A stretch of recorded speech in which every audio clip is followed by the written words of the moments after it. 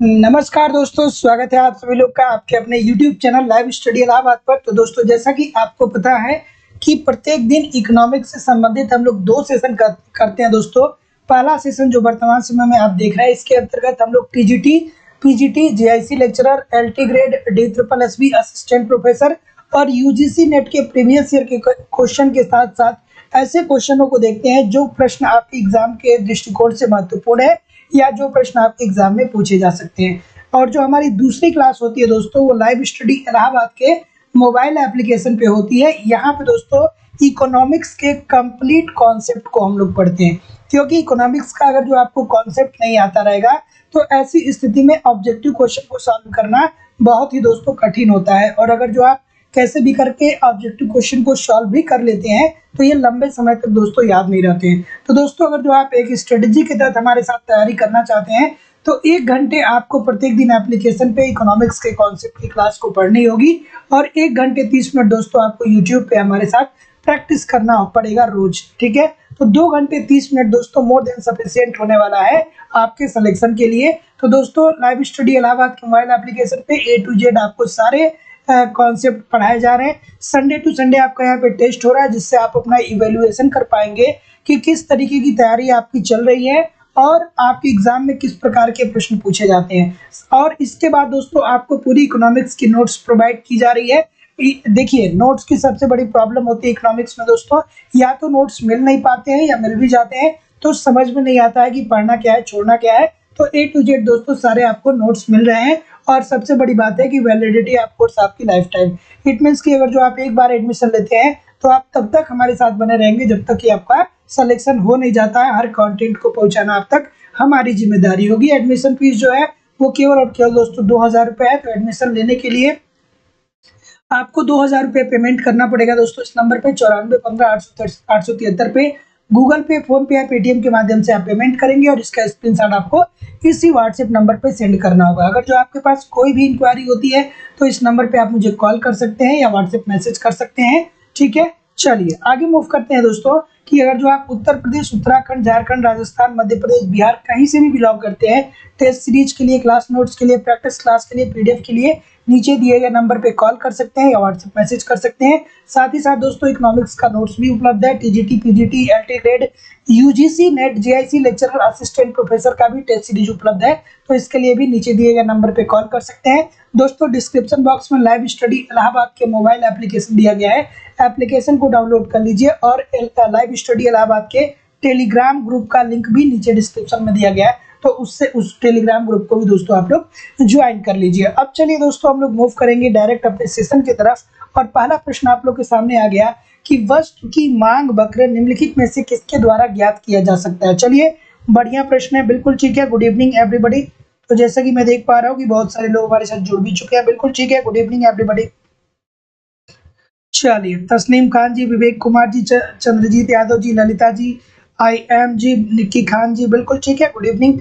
चलिए, तो इस प्रश्न का उत्तर करिए कि वस्तु की मांग वक्र निम्नलिखित में से किसके द्वारा ज्ञात किया जाता है। वस्तु की मांग वक्र किसके द्वारा ज्ञात किया जाता है भाई? बच्चों वाला प्रश्न आ गया, पहला प्रश्न। ठीक है, तो जैसा कि मैं देख पा रहा हूँ कि ए के तरफ आप लोग जा रहे हैं, बहुत सारे लोग ए के तरफ जा रहे हैं। ठीक है, तो बिल्कुल ठीक है दोस्तों।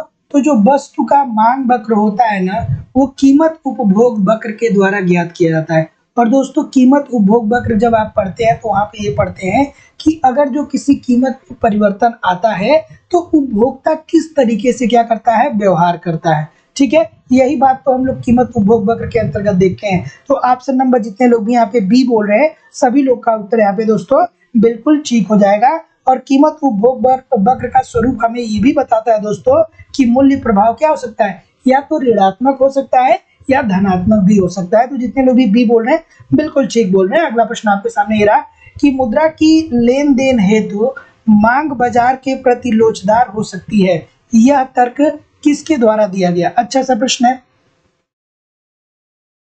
बताइए। चलिए, कि मुद्रा की लेन देन हेतु मांग वक्र के प्रति लोचदार हो सकती है, यह तर्क किसके द्वारा दिया गया था भाई? बढ़िया प्रश्न है, बताइए। और वीडियो को लाइक और शेयर जरूर कर दिया करिए। ठीक है, चलिए वीडियो को लाइक शेयर कर दीजिए, फिर हम लोग तेजी से आगे मूव करते हैं। क्या उत्तर होगा भाई? ठीक है, आराम से इस प्रश्न का उत्तर करिए। तो क्या उत्तर होगा ऑप्शन नंबर, मुद्रा की लेन देन हेतु मांग ब्याज के प्रति लोचदार हो सकती है। ये तर्क किसके द्वारा दिया गया था? तो जैसा कि मैं देख पा रहा हूं कि आप लोग का उत्तर बहुत सारा आ रहा है, ए की तरफ बहुत सारे लोग जा रहे हैं, किन साहब की तरफ जा रहे हैं, और कोई? ठीक है, ठीक है, ये कह रहा है कि मुद्रा की लेन देन हेतु मांग ब्याज के प्रति लोचदार हो सकती है। ये तर्क किसके द्वारा दिया गया? तो ऑप्शन नंबर क्या बोल रहे हैं दोस्तों? ए बोल रहे हैं ना, ठीक है, ए बोल रहे हैं। तो जितने लोग भी ए बोल रहे हैं, आपके पास दिमाग क्या है कि दिमाग का इस्तेमाल नहीं कर रहे हैं, ठीक है, आप दिमाग का इस्तेमाल नहीं कर रहे, इसलिए आप उत्तर नंबर ए कर रहे हैं, ठीक है। ये टोबिन तथा बॉमेल ने ये बात बोली थी, ठीक है, कि मुद्रा की लेन देन हेतु मांग ब्याज के प्रति लोचदार हो सकती है। ये जेम्स टोबिन और बॉमेल के द्वारा बोला गया था, न कि किन्स के द्वारा बोला गया था। तो ऑप्शन नंबर इसका क्या हो जाएगा दोस्तों? डी हो जाएगा। किन्स ने तो सिंपली कहा था, सिंपली मुद्रा की मांग 3 कार्यों के लिए उन्होंने कहा था, लेन देन या सौदा उद्देश्य के लिए पहला, दूसरा सुरक्षा उद्देश्य या सतर्कता उद्देश्य, और तीसरा सट्टा उद्देश्य के द्वारा। तो ये पर्टिकुलर स्टेटमेंट वो थोड़ी उन्होंने दिया था।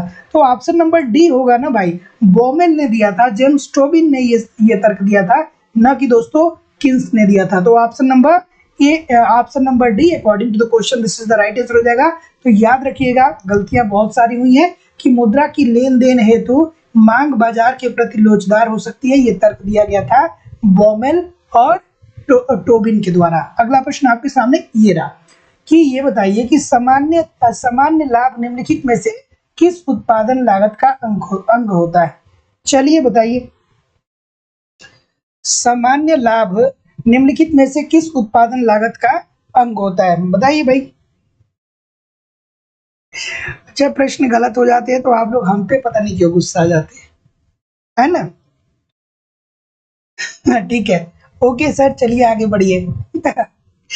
चलिए इस प्रश्न का उत्तर करिए कि सामान्य लाभ निम्नलिखित में से किस उत्पादन लागत का अंग है? ठीक है, तो जैसा कि मैं देख पा रहा हूं, क्या उत्तर हो जाएगा भाई? ऑप्शन नंबर अगेन ए होगा, ठीक है, ठीक है।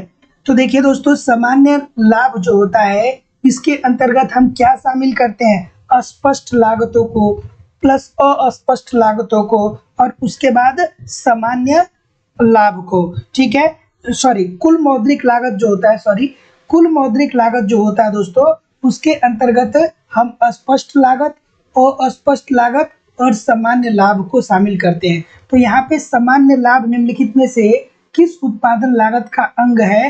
तो यहाँ पे भी दोस्तों ऑप्शन नंबर डी हो जाएगा, ए नहीं होगा, ठीक है। कुल मौद्रिक लागत जो होता है उसके अंतर्गत क्या करते हैं दोस्तों? अस्पष्ट लागतों को प्लस अस्पष्ट लागतों को और सामान्य लाभ को सम्मिलित किया जाता है। और यहाँ पे दोस्तों उससे संबंधित कोई भी चीजें यहाँ पे दिख नहीं रही हैं, तो ऑप्शन नंबर क्या हो जाएगा दोस्तों? D according to the question this is the right answer हो जाएगा। मौद्रिक लागत यहाँ पे अगर जो होता तो थोड़ा सा कंसीडर किया जा सकता था, ठीक है, मौद्रिक लागत यहाँ पे होता तो ऑप्शन नंबर डी होगा, न कि ऑप्शन नंबर ए होगा। अगला प्रश्न आपके सामने ये रहा कि निम्नलिखित में से क्या केंद्रीय बैंक का कार्य नहीं है? अब चलिए 2 क्वेश्चन गलत हो गए, लेकिन अब इजी प्रश्न आ गया, ठीक है। अब प्रश्न इजी आ गया कि ये बताइए कि निम्नलिखित में से कौन केंद्रीय बैंक का कार्य नहीं है? बढ़िया प्रश्न है, बताइए। ठीक है, वहां पे आपसे अगर जो ऑप्शन वहां पे क्या रहता दोस्तों, कुल मौद्रिक लागत रहता, तब उसका उत्तर ठीक होता, ठीक है। चलिए बढ़िया प्रश्न है, बताइए कि निम्नलिखित में से क्या केंद्रीय बैंक का एक कार्य नहीं है? केंद्रीय बैंक का कार्य कौन सा नहीं है भाई आज के पेपर में? ठीक है, क्या उत्तर होगा? ऑप्शन नंबर बी होगा या डी होगा? ठीक है, चलिए बताइए। बहुत सारे लोग बी और बहुत सारे लोग डी की तरफ जा रहे हैं, ठीक है। तो जितने लोग भी बी की तरफ जा रहे हैं बहुत अच्छा जा रहे हैं भाई।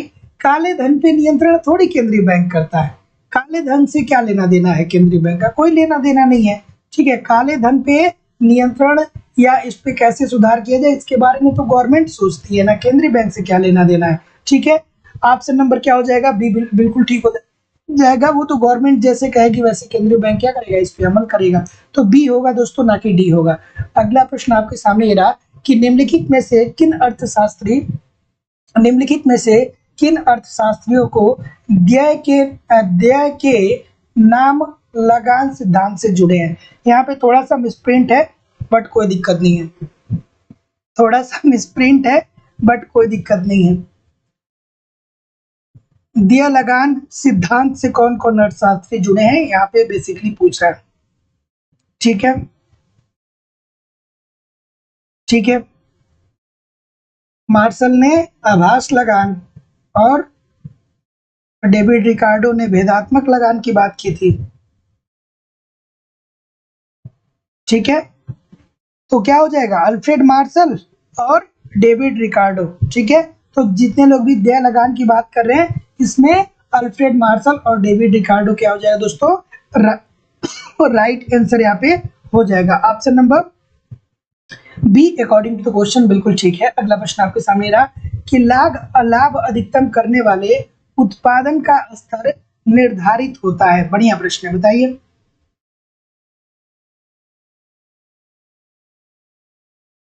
ठीक है, बताइए कि लाभ अधिकतम करने वाले उत्पादन का स्तर निर्धारित होता है। चलिए बताइए इस प्रश्न का उत्तर। अच्छा, कभी आप लोगों ने केंद्रीय बैंक का, इतना आप लोग डिस्कस कर रहे हैं, केंद्रीय बैंक का कार्य आपने बचपन से अभी तक पढ़ा है, कहीं पढ़ा है क्या कि काले धन पे नियंत्रण केंद्रीय बैंक करता है? क्यों फिजूल में माइंड को डिस्टर्ब करते हैं? कभी पढ़ा है आपने क्या कि केंद्रीय बैंक काले धन पे नियंत्रण करता है? भाई नीतियां गवर्नमेंट बनाएगा, नीति गवर्नमेंट बनाएगी, उसके बाद गवर्नमेंट जो कहेगा केंद्रीय बैंक को, केंद्रीय बैंक करेगा। केंद्रीय बैंक तो मुद्रा छापेगा, यही तो करेगा ना, तो ये तो केंद्रीय बैंक का मुद्रा निर्गमन का कार्य हो जाएगा ना। ठीक है, चलिए बताइए इस प्रश्न का उत्तर कि लाभ अधिकतम करने वाले उत्पादन का स्तर निर्धारित होता है। तो जैसा कि मैं देख पा रहा हूं, आपका उत्तर क्या आ रहा है, तो जब नहीं पढ़े तो क्यों दिमाग को दही कर रहे हैं? हाँ, ठीक है।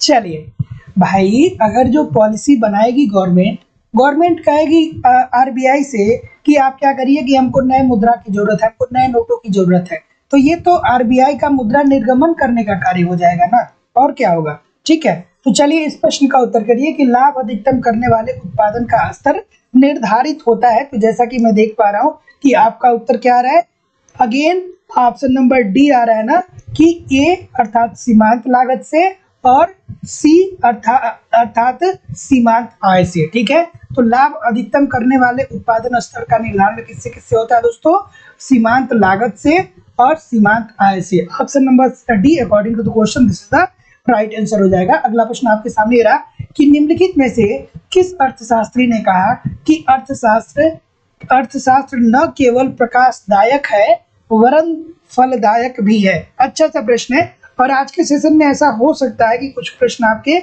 गलत हो सकते हैं, तो बिल्कुल परेशान ना होइएगा। ठीक है, चलिए बताइए इस प्रश्न का उत्तर। हमारा उद्देश्य है कि मैं आपको हर प्रश्नों से अवगत कराऊं, हर प्रकार के प्रश्नों से अवगत कराऊं, अलग अलग प्रकार के, विविध विविध प्रकार से, ताकि जब आप एग्जामिनेशन में बैठे तो कोई एक प्रश्न भी आपको ऐसा ना लगे कि मैंने जिंदगी में इसको कभी देखा ही नहीं। ठीक है, नहीं तो समस्या ऐसी होती है कि जब एग्जाम में आप बैठे रहते हैं ना, तो बहुत सारे प्रश्न ऐसे आते हैं जो लगता है कि हमने तो कभी लाइफ में इसको देखी ही नहीं है। ठीक है, चलिए बताइए इस प्रश्न का उत्तर क्या होगा भाई।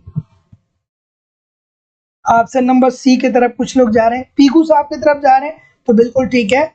कुछ लोग बी बता रहे हैं भाई, रॉबिन्स की बात कर रहे हैं, नहीं, सी इसका राइट आंसर हो जाएगा दोस्तों, पीकू ने ये बात कही थी। ठीक है, तो जितने लोग भी पीकू की बात कर रहे हैं कि अर्थशास्त्र न केवल प्रकाशदायक वरन फलदायक भी है, ये पीकू साहब के द्वारा कहा गया था। तो ऑप्शन नंबर, जितने लोग भी क्या बोल रहे हैं, सी बोल रहे हैं, सभी लोग का उत्तर बिल्कुल ठीक हो जाएगा। अगले प्रश्न की तरफ मूव करेंगे। अगला प्रश्न ये रहा कि जब अर्थव्यवस्था उत्कर्ष की ओर बढ़ रही होती है तो निम्नलिखित में से क्या एक नहीं होता है। अच्छा सा प्रश्न है, बताइए।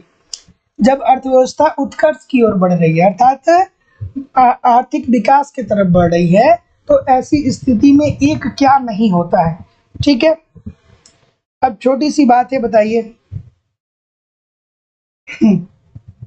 ठीक है, चलिए बताइए ऑप्शन नंबर क्या होगा। क्या नहीं होगा भाई, उत्कर्ष की अवस्था में जाएगी तो इसका मतलब कि क्या होगा दोस्तों। अब छोटी छोटी बात है, छोटी छोटी बात है, इस बात को ध्यान से समझिएगा। ऑप्शन नंबर यहाँ पे डी नहीं होगा, उपरोक्त सभी संभव नहीं है। उत्कर्ष की अवस्था में जाएगी तो एक स्तर तक ही तो रोजगार बढ़ेगा कि हमेशा रोजगार बढ़ता रहेगा।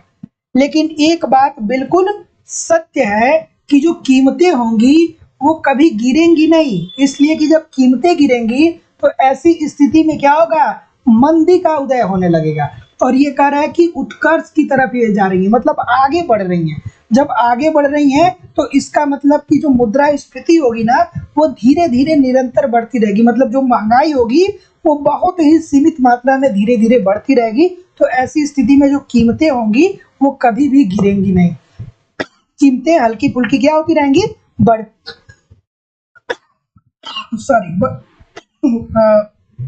बढ़ती ही रहेंगी। चलिए बताइए, छाया बैंकिंग मुख्यतः संबंधित है। और आज मैं बता दे रहा हूं कि कल संडे है तो संडे की क्लास आपकी इकोनॉमिक्स की क्लोज रहती है और हिस्ट्री की भी क्लोज रहती है, ठीक है। नहीं तो बहुत सारे लोग मैसेज करने लगते हैं कि सर आज क्लास नहीं हो रही है क्या, तो संडे को क्लोज रहता है, ठीक है।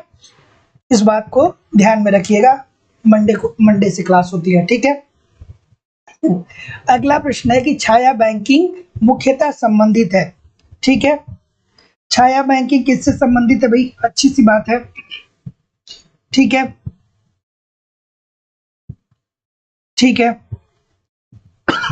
ऑप्शन नंबर क्या हो जाएगा, बी होगा, ठीक है। तो जितने लोग भी बी बोल रहे हैं कि मान्य गैर बैंकिंग वित्तीय कंपनी से है, सभी लोगों का उत्तर यहाँ पे दोस्तों बिल्कुल ठीक हो जाएगा। Option number B according to the question this is the right answer हो जाएगा दोस्तों। तो याद रखिएगा कि जो छाया बैंकिंग प्रणाली है ये वित्तीय मध्यस्थों का क्या होता है, एक समूह है जो वैश्विक वित्तीय प्रणाली में साख निर्माण का क्या करते हैं, कार्य करते हैं। तो जितने लोग भी बी बोल रहे हैं बहुत बहुत आपको क्या है कि मतलब आप शाबाशी के पात्र हैं, ठीक है, क्योंकि ये प्रश्न गलती हो सकता था, ठीक है। अगला प्रश्न आपके सामने ये रहा कि निम्नलिखित में से इसमें मापने की इकाइयां निहित है, मतलब किसके द्वारा किसी चीज को हम मापते हैं, जो ये 4 विकल्प दिया गया है, ठीक है। और दोस्तों इस सप्ताह में आप लोग का टेस्ट नहीं हो पाया है क्योंकि आपकी लगातार क्लासेस नहीं हो रही थी, तो इसलिए मैंने डिसाइड किया कि इस सप्ताह में आपका टेस्ट नहीं होगा। तो अगले सप्ताह में दोस्तों बुधवार को या बृहस्पतिवार को आपका टेस्ट होने वाला है, ठीक है। तो इस बात को भी ध्यान में रखिएगा। चलिए अगला प्रश्न आपके सामने ये रहा, इस प्रश्न का उत्तर करिए कि निम्नलिखित में से इनमें मापने की इकाई निहित है, क्या होगा भाई, ठीक है, ठीक है। ऑप्शन नंबर क्या होगा, चलिए ऑप्शन नंबर जितने लोग भी बी बोल रहे हैं सभी लोग का उत्तर बिल्कुल ठीक है, प्रतिस्थापन की लोच, बिल्कुल ठीक है। और प्रतिस्थापन की लोच क्या मापता है दोस्तों, ये पूंजी श्रम अनुपात में सापेक्षिक परिवर्तन बटा साधनों की सापेक्षिक कीमत में परिवर्तन को मापता है। तो ऑप्शन नंबर क्या हो जाएगा दोस्तों, बी जितने लोग भी बोल रहे हैं सभी लोग का उत्तर यहाँ पे बिल्कुल ठीक है, प्रतिस्थापन की लोच। अगला प्रश्न आप लोग के सामने ये रहा कि निम्नलिखित में कौन सुमेलित नहीं है। अच्छा बताइए कि इसमें से सुमेलित कौन सा नहीं है भाई, बढ़िया प्रश्न है, बताइए इस प्रश्न का उत्तर कि निम्नलिखित में से कौन सुमेलित नहीं है। अच्छा ये देखिए इतने सारे लोग लाइव हैं लेकिन 50% भी लाइक नहीं है, ऐसा क्यों है भाई, ऐसा क्यों है, क्लास आपके लिए ही हो रही है तो लाइक किया करिए, ये आपका कर्तव्य है, ये आपकी नैतिकता है। तो निवेदन है इतने सारे लोग क्लास देख रहे हैं, देखिए कितने सारे लोग देख रहे हैं लेकिन फिर भी लाइक और शेयर की संख्या कितनी है, कितनी कम है, ठीक है। तो लाइक शेयर किया करिए। चलिए इस प्रश्न का उत्तर करिए। तो जैसा कि मैं देख पा रहा हूं आपका उत्तर क्या होगा, ऑप्शन नंबर क्या होगा भाई, ए के तरफ अगेन बहुत सारे लोग मूव कर रहे हैं, ठीक है, ए के तरफ अगेन बहुत सारे लोग मूव कर रहे हैं। तो बिल्कुल ठीक है दोस्तों, जितने लोग भी ए की तरफ मूव कर रहे हैं, गिफिन वस्तु जो है ये तटस्थता वक्र विश्लेषण के अंतर्गत आता है, ठीक है। अच्छा हाँ, यहाँ पे क्या दिया है, प्रकटित अधिमान सिद्धांत नहीं। तो जितने लोग भी गिफिन वस्तु की बात कर रहे हैं दोस्तों बिल्कुल गलत, बिल्कुल ठीक है, क्योंकि यहाँ पे क्या कर रहा है, सुमेलित नहीं दिया है, तो ये तो बच्चों वाला प्रश्न आ गया, ठीक है। चलिए अगला प्रश्न आपके सामने रहा कि निम्नलिखित में से कौन एक अर्थशास्त्री मांग के संदर्भ में जेबी से भिन्न सोचता है। ठीक है, से आप क्या करते हैं, क्या कहते हैं, पूर्ति अपनी मांग का सृजन स्वयं करता है। लेकिन कौन सा ऐसा अर्थशास्त्री है जो इस बात को स्वीकार नहीं करता है कि पूर्ति अपनी मांग का सृजन स्वयं करता है? चलिए भाई बताइए, अच्छा सा प्रश्न। ठीक है, चलिए ठीक है,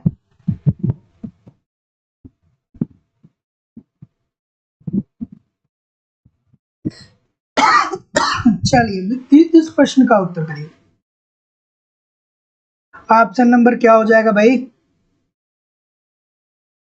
बिल्कुल ठीक है, बिल्कुल ठीक है, ठीक है। तो जितने लोग भी क्या बोल रहे हैं, माल्थस की बात कर रहे हैं, सभी लोग का उत्तर यहाँ पे दोस्तों बिल्कुल ठीक हो जाएगा। ये जेबी से भिन्न सोचते थे, अर्थात ये पूर्ति अपनी मांग का सृजन नहीं करता है, इस बात को ये मानते थे। और जेबीसी का सबसे ज्यादा समर्थन जो किया दोस्तों, वो किस अर्थशास्त्री ने किया?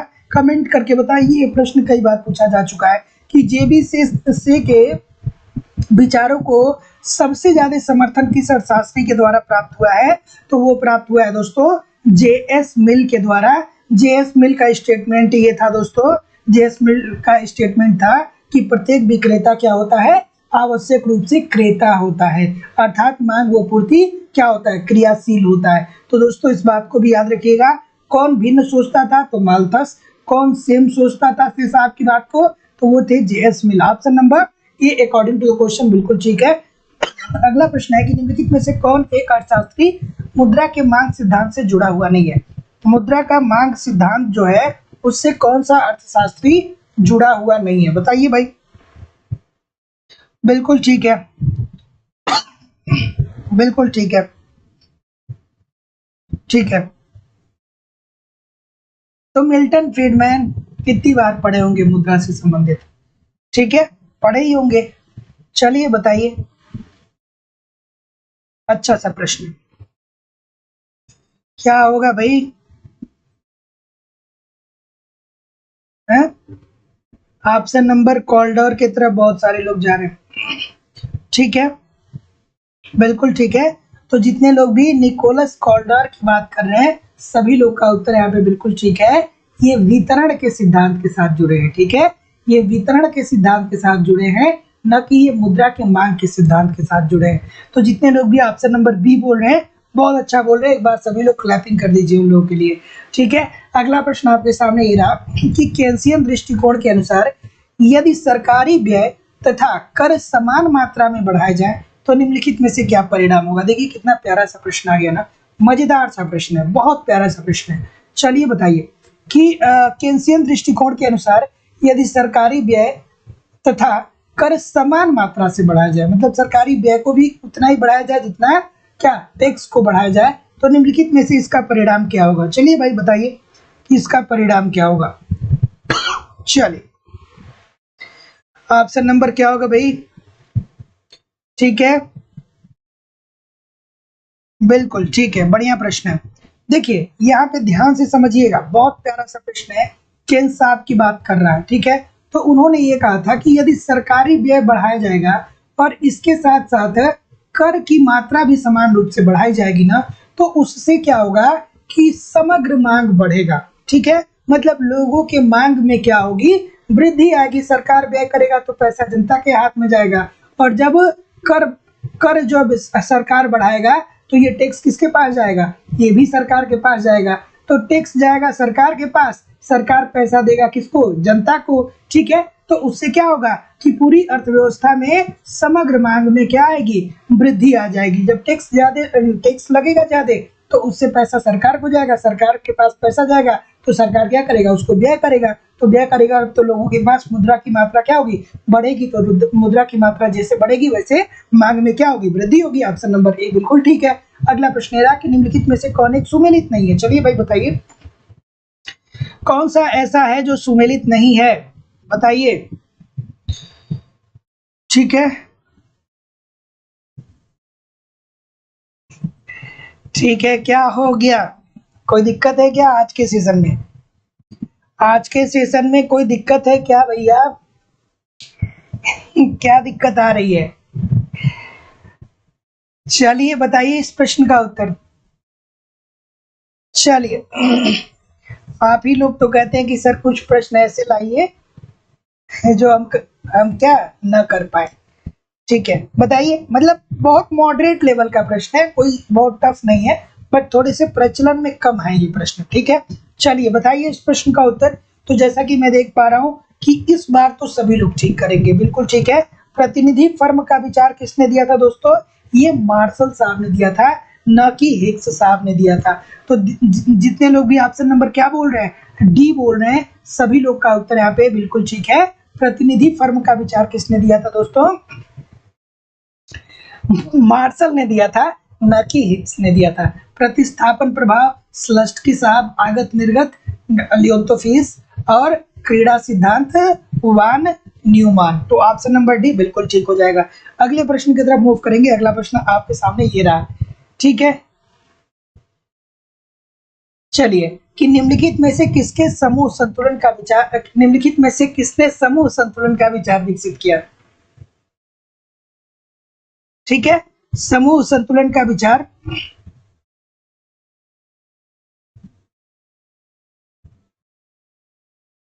निम्नलिखित में से किसने समूह संतुलन का विचार विकसित किया? चलिए भाई, समूह संतुलन का विचार किसने दिया था? चलिए ये तो इजी सा प्रश्न आ गया, इस प्रश्न को तो आप लोग आराम से कर सकते हैं। ठीक है, चलिए तो क्या उत्तर आ रहा है? ठीक है, ठीक है। तो देखिए दोस्तों, चेम्बरलिन ने जो एकाधिकार है इससे संबंधित उन्होंने क्या कहा था कि एकाधिकारी जो होता है वो निकट स्थापन्न वस्तुओं का क्या करता है, उत्पादन करता है। और इसी दोस्तों उन्होंने समूह संतुलन के माध्यम से व्यक्त किया था।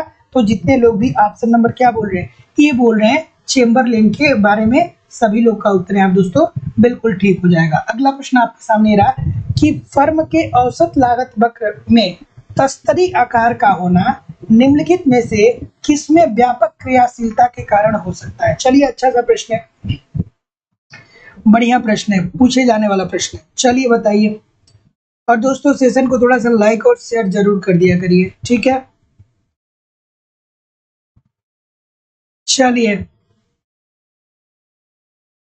बताइए इस प्रश्न का उत्तर कि फर्म में औसत लागत वक्र में तस्तरी आकार का होना निम्नलिखित में से किसमें व्यापक क्रियाशीलता के कारण हो सकता है? ऑप्शन नंबर क्या होगा भाई? ऑप्शन नंबर क्या होगा? बिल्कुल ठीक है, सी के तरफ मैक्सिमम लोग जा रहे हैं। तो जितने लोग भी सी बोल रहे हैं भाई, ये तो इजी सी बात हो गई ना कि ये क्या होता है दोस्तों, ह्रासमान प्रतिफल होता है। तो option number C according to the question this is the right answer हो जाएगा। दोस्तों याद रखिएगा कि फर्म के औसत लागत वक्र में तस्तरी आकार का होना निम्नलिखित में किसमें व्यापक क्रियाशीलता का कारण हो सकता है? तो ह्रासमान प्रतिफल के। ऑप्शन नंबर सी बिल्कुल ठीक है। अगला प्रश्न आपके सामने ये रहा, बच्चों वाला छोटा सा प्रश्न है कि निम्नलिखित में से किस बाजार प्रारूप में अनुकूलतम दशाओं में उत्पादन क्षमता में आधिक्य उपस्थित नहीं रहेगा? चलिए बताइए। बिल्कुल ठीक है, ठीक है, थोड़ा आराम से पढ़िएगा, भाषा क्लिष्ट है, प्रश्न आसान है। भाषा क्लिष्ट है लेकिन प्रश्न जो है वो क्या है, इजी है। चलिए भाई बताइए कि निम्नलिखित में से किस बाजार प्रारूप में अनुकूलतम दशाओं में उत्पादन क्षमता में आधिक्य उपस्थित नहीं होता है?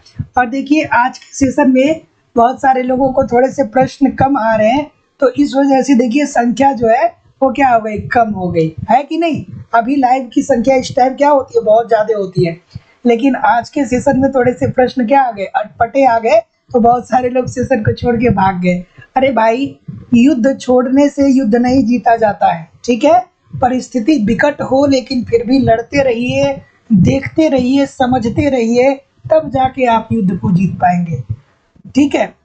अगर जो आप सड़क पे चल रहे हैं और एक गाड़ी सामने से आ रही है, ठीक है, तो आंख मूंद लेंगे तो ऐसा नहीं है कि एक्सीडेंट से आप बच जाएंगे, आपको या तो इस पार या तो उस पार होना पड़ेगा, ठीक है।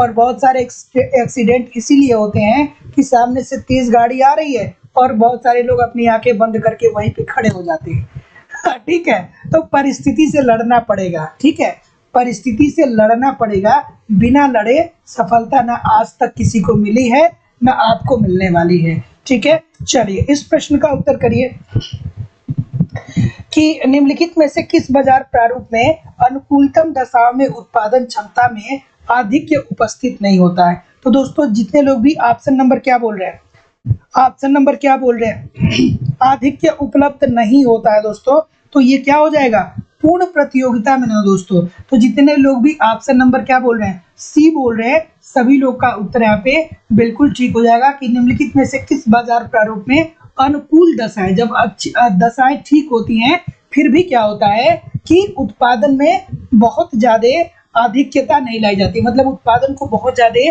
बढ़ाया नहीं जाता है, क्योंकि दोस्तों क्रेता विक्रेता सभी को बाजार का ज्ञान होता है और यहाँ पे लंबे समय का खेल होता है, छोटी सी बात नहीं होती है। ठीक है, तो ऑप्शन नंबर सी होगा, न कि दोस्तों ऑप्शन नंबर बी होगा। ठीक है, एक अधिकारी तो हमेशा देखता है जबकि ज्यादा लाभ मिलता है तो अपने उत्पादन को बढ़ा देता है। ठीक है, लेकिन प्रतियोगी ऐसा नहीं करता है क्योंकि वो हमेशा लॉन्ग टर्म के लिए सोचता है। तो ऑप्शन नंबर सी बिल्कुल ठीक हो जाएगा। अगला, ठीक है,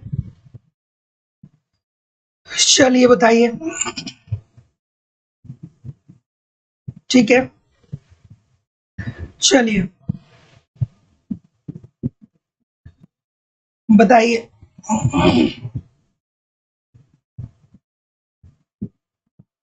चलिए ठीक है,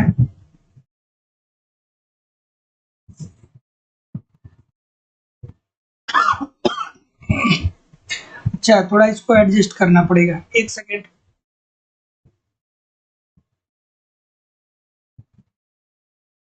ठीक है, अब बताइए। अच्छा कुछ लोग तो है बिना पढ़े बताने लगे। इस प्रश्न का उत्तर करिए कि पूर्ण प्रतियोगिता की दशा में उत्पादक का अल्पकालीन पूर्ति वक्र होता है। कहाँ पे होता है भाई? ठीक है, ऑप्शन नंबर क्या हो जाएगा, चलिए बताइए। ऑप्शन नंबर सी की तरफ बहुत सारे लोग जा रहे हैं, तो जितने लोग भी सी की तरफ जा रहे हैं बिल्कुल ठीक है कि पूर्ण प्रतियोगिता की दशा में उत्पादक का जो अल्पकालीन पूर्ति वक्र होगा वो होगा उठती हुई सीमांत लागत वक्र का वह हिस्सा जो औसत परिवर्तनशील लागत से क्या होता है दोस्तों, ऊपर होता है। तो जितने लोग भी यहाँ पे सी बोल रहे हैं सभी लोग का उत्तर यहाँ पे बिल्कुल ठीक हो जाएगा। अगले प्रश्न की तरफ मूव करेंगे। अगला प्रश्न है कि एक प्रतिस्पर्धी फर्म के उत्पादन पर कर लगाया जाता है, नया लाभ अधिकतमीकरण उत्पादन होगा। बढ़िया प्रश्न बताइए। ठीक है, कि एक प्रतिस्पर्धी फर्म के उत्पादन पर कर लगाया जाता है। ठीक है, नया लाभ अधिकतमीकरण उत्पादन होगा। चलिए ठीक है, बताइए इस प्रश्न का उत्तर। ऑप्शन नंबर क्या हो जाएगा भाई?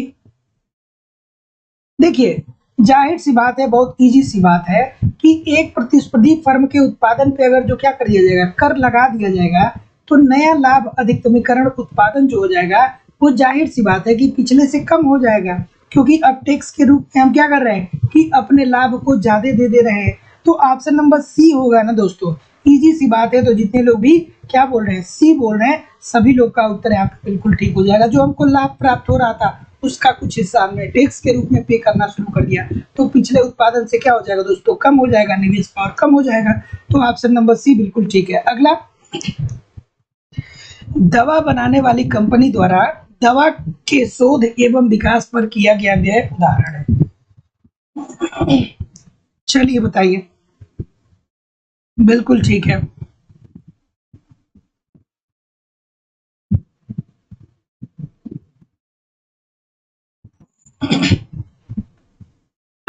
सॉरी, चलिए बताइए।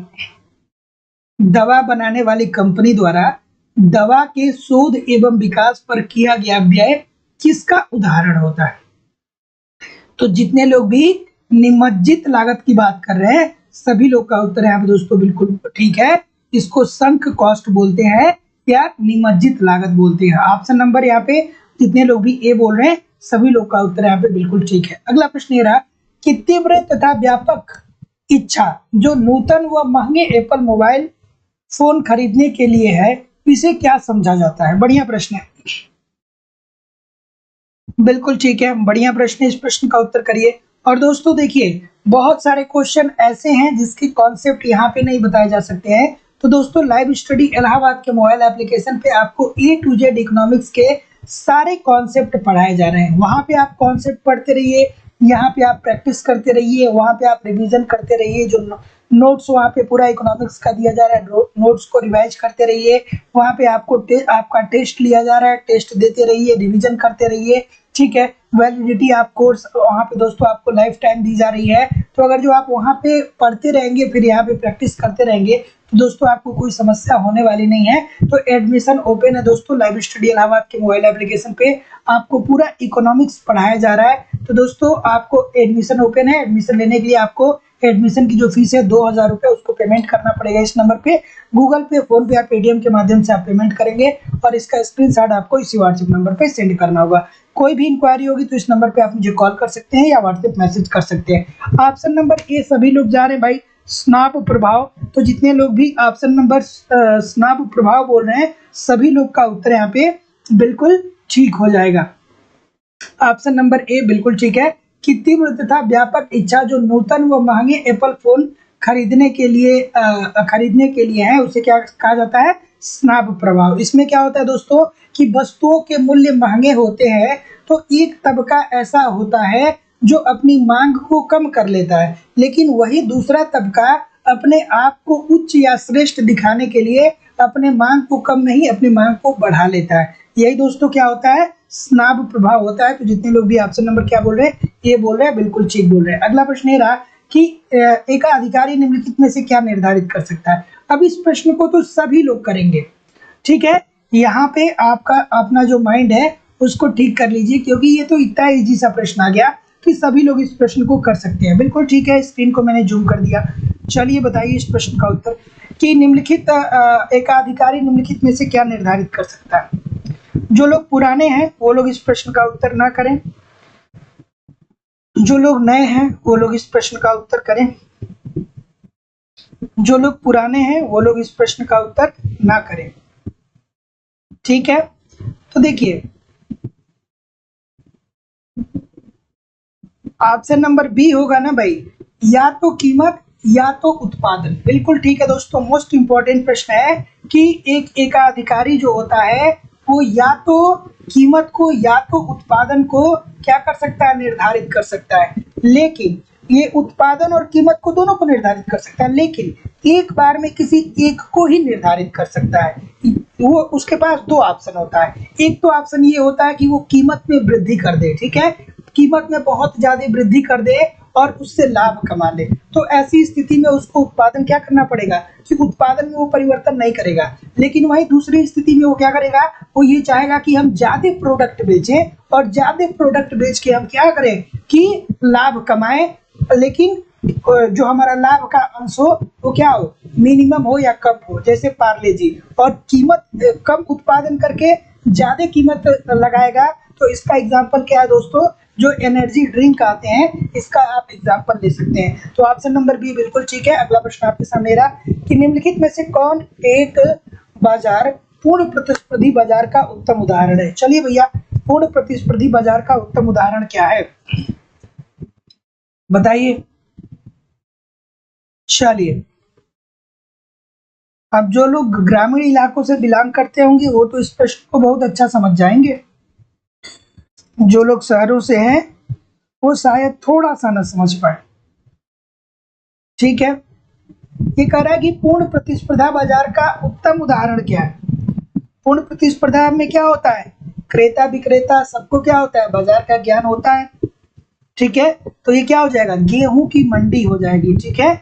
जब आप गेहूं खरीदने मंडी में जाते हैं तो वहाँ पे बहुत प्रकार की गेहूं होती है। मतलब क्या होता है कि बहुत सारे किसान होते हैं, बहुत प्रकार के मतलब प्रकार के क्या मतलब अलग अलग वो क्या करते हैं कि गेहूं की बिक्री करते हैं, ठीक है। सबको पता होता है कि इतने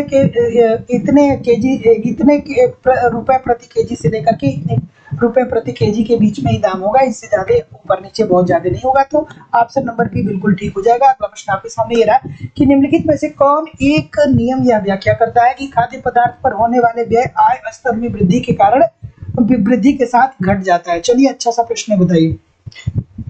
और दोस्तों अभी तक जितने लोग भी सेशन को लाइक और शेयर नहीं किए हैं, आप लाइक शेयर जरूर किया करिए, निवेदन है सभी लोगों से। और कल संडे है तो संडे को क्लास नहीं होगी, मंडे को क्लास होगी, इस बात को ध्यान में रखिएगा।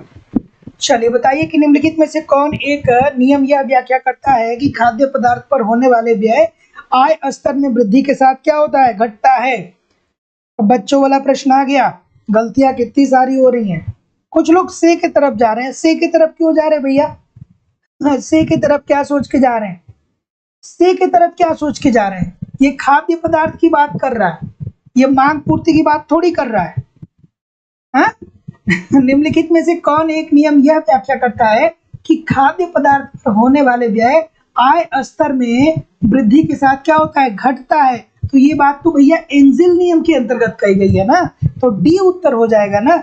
तो एंजिल नियम यही तो कहता है ना कि जब आपकी आय बढ़ती है तो एक स्तर तक तो आप उपभोग बढ़ाते हैं, लेकिन जब आय आपकी बहुत ज्यादा बढ़ जाती है तो ऐसी स्थिति में उपभोग का स्तर आय की तुलना में क्या होता है, बहुत कम होता है। जैसे हम मुकेश अंबानी का एग्जांपल ले लें, वो कितना पैसा कमाते हैं दिन भर में, लेकिन कितना खा लेते होंगे, ठीक है, बहुत खाते होंगे तो लाखों में खाते होंगे, और कितना कमाते हैं, करोड़ों में कमाते हैं, ठीक है। तो ऑप्शन नंबर क्या हो जाएगा, डी हो जाएगा ना। अगला प्रश्न आपके सामने ये रहा कि ये बताइए कि उत्पादन क्रिया की प्रथम अवस्था में वृद्धिमान प्रतिफल नियम क्रियाशील होता है, ठीक है, ठीक है, कि उत्पादन क्रिया की प्रथम अवस्था में वृद्धिमान प्रतिफल नियम क्रियाशील होता है। चलिए बताइए। देखिए क्या है कि अगर जो आप वाकई में मेहनत कर रहे हैं, बहुत ज्यादा मेहनत कर रहे हैं, तो हमारी यही सलाह रहती है हर छात्रों से कि अगर जो आपको लगता है कि आप बहुत मेहनत कर रहे हैं तो आप संडे को थोड़ा सा रेस्ट ले लिया करिए। एक मीटिंग पढ़ लीजिए सुबह में, एक मीटिंग मत पढ़िए, या अगर जो हो सके तो दोनों मीटिंग ना पढ़िए। क्योंकि दोस्तों क्या होता है ना कि कभी कभी अपने आप को रिफ्रेश करना बहुत जरूरी होता है। एक एक एक धारा के साथ अगर जो आप बहते चले जाएंगे ना तो नए आइडियाज आपके दिमाग में नहीं आएंगे। लेकिन अगर जो आप ठहर जाएंगे थोड़ी देर के लिए तो उसके बाद आपको लगेगा ना कि अच्छा मुझे इस तरीके से करना चाहिए, और जो आपका माइंड होगा ना उसमें क्या होगा कि थोड़ा सा एक अलग लेवल की एनर्जी व्याप्त हो जाएगी। तो मैं आप लोगों से मतलब ये मेरी सलाह है, व्यक्तिगत सलाह है, मानना है तो मानिए, नहीं मानना है तो फिर अपना काम करिए, कोई दिक्कत नहीं है। चलिए इस प्रश्न का उत्तर करिए कि उत्पादन क्रिया की प्रथम अवस्था में वृद्धिमान प्रतिफल का नियम क्रियाशील होता है। तो जैसा कि मैं देख रहा हूँ कि आपका उत्तर क्या रहा है, तो जितने लोग भी डी बोल रहे हैं कि ए और बी दोनों, अर्थात कुछ साधन की अव्यवस्था के कारण और विशिष्टीकरण में क्या होता है दोस्तों, वृद्धि होता है। ये प्रथम अवस्था की बात कर रहे हैं दोस्तों, ठीक है। प्रथम अवस्था में क्या होता है, अनुभव कम होता है, ठीक है, बहुत सारी चीजें इधर उधर होती हैं, तो धीरे धीरे क्या आता है, विशिष्टीकरण आता है। तो जितने लोग भी ऑप्शन नंबर क्या बोल रहे हैं, डी बोल रहे हैं, सभी लोग का उत्तर बिल्कुल ठीक है। ए और B according to the question this is the right answer हो जाएगा। अगला प्रश्न आपके सामने ये रहा, थोड़ा सा मैं इसको क्या कर देता हूँ, एडजस्ट कर देता हूँ, ठीक है, कि निम्नलिखित सिद्धांतों में से किसको मौद्रिक सिद्धांत की व्यापार श्रेणी में रखा गया है। चलिए बताइए, चलिए बताइए, इस प्रश्न का उत्तर करिए। निम्नलिखित सिद्धांतों में किसको मौद्रिक सिद्धांतों की व्यापार श्रेणी में रखा जा सकता है। चलिए बताइए, ऑप्शन नंबर क्या होगा भाई। तो चलिए, हार्टे साहब का सिद्धांत आप सभी लोग को पता है दोस्तों, और हेयक साहब का सिद्धांत, ये दोनों दोस्तों मौद्रिक सिद्धांत है। शुम्पीटर का जो सिद्धांत है वो कौन सा सिद्धांत है, ये नव परिवर्तन का सिद्धांत है, तो ये मौद्रिक सिद्धांत नहीं है, ठीक है। तो जितने लोग भी ऑप्शन नंबर क्या बोल रहे हैं, डी बोल रहे हैं, ए और बी दोनों सही है, अर्थात 1 और 2 दोनों सही है, सभी लोग का उत्तर यहाँ पे बिल्कुल ठीक है। अगला प्रश्न आपके सामने रहा कि अनुकूलन प्रत्याशा उपागम निम्नलिखित में से किस अर्थशास्त्री ने विकसित किया। अच्छा सा प्रश्न है, बताइए, अनुकूलम प्रत्याशा उपागम निम्नलिखित में से किस अर्थशास्त्री ने विकसित किया। चलिए भाई बताइए, अच्छा सा प्रश्न है। ठीक है, चलिए ठीक है। ऑप्शन नंबर क्या होगा? ऑप्शन नंबर ए की तरफ जैसा कि मैं देख पा रहा हूँ कि सभी लोग जा रहे हैं, बिल्कुल ठीक है। तो दोस्तों याद रखिएगा कि अनुकूलम प्रत्याशा उपागम, ये जो सिद्धांत है दोस्तों, इसका विकास किसने किया था? मिल्टन फ्रीडमैन साहब ने किया था। तो ऑप्शन नंबर ए बिल्कुल ठीक है। अगला प्रश्न आपके सामने ये रहा कि निम्नलिखित में से कौन एक हिग्स के व्यापार चक्र मॉडल का अवयव नहीं है? ठीक है, तो हिग्स ने व्यापार चक्रों की अवधारणा की थी, दी थी, उसमें से कौन एक ऐसा है जो इस मॉडल का अवयव नहीं है, अर्थात तत्व नहीं है? चलिए भाई बताइए, ऑप्शन नंबर क्या होगा? ठीक है, तो हिग्स के व्यापार मॉडल की बात करें दोस्तों, तो ये किसकी किसकी बात करते हैं? ये गुणक त्वरक के अंतःक्रिया की बात करते हैं, ये स्वायत्त निवेश फलन की बात करते हैं, ये उपभोग फलन की बात करते हैं, और ये प्रेरित निवेश की बात करते हैं। ये दोस्तों समृद्धि की वांछित दर को नहीं क्या करते हैं? समृद्धि की वांछित दर को अपने व्यापार चक्र के अवयव में या तत्व में शामिल नहीं करते हैं। तो जितने लोग भी यहाँ पे डी बोल रहे हैं, सभी लोग का उत्तर यहाँ पे दोस्तों बिल्कुल ठीक होगा। ठीक है, option number D according to the question this is the right answer. अगला प्रश्न आपके सामने ये रहा, निम्नलिखित में से कौन क्लासिकल समष्टि अर्थशास्त्र का परिकलन नहीं है? बढ़िया प्रश्न है, इस प्रश्न का उत्तर करिए। चलिए, निम्नलिखित में से कौन क्लासिकल समष्टि अर्थशास्त्र की परिकल्पना नहीं है? बढ़िया प्रश्न है, कई बार पूछा जा चुका है। और देखिए दोस्तों, जितने लोग भी कंटिन्यू होके पढ़ाई नहीं कर रहे हैं, तो आपका कंपटीशन इन्हीं लोगों से है जो लोग कंटिन्यूअसली पढ़ रहे हैं। ठीक है, आप सभी लोग को पता है दोस्तों कि सीटों की संख्या कितनी होती है। तो जो लोग कंटिन्यू पढ़ रहे हैं ना, जो लोग ज्यादा समय दे रहे हैं ना, उनसे आप हमेशा पीछे रह जाएंगे, इस बात को ध्यान में रखिएगा। तो कंटिन्यूअस पढ़िए, कंटिन्यूअस नहीं पढ़ पा रहे तो पढ़ाई का कोई औचित्य नहीं है। ठीक है, पढ़ने का कोई बहुत बड़ा मतलब नहीं है, बीच का रास्ता कभी मत अपनाइए पढ़ाई में खास करके। ठीक है, पढ़ना है तो दम लगा के पढ़िए, नहीं पढ़ना है तो छोड़ दीजिए, कह दीजिए हमसे नहीं हो पाएगा।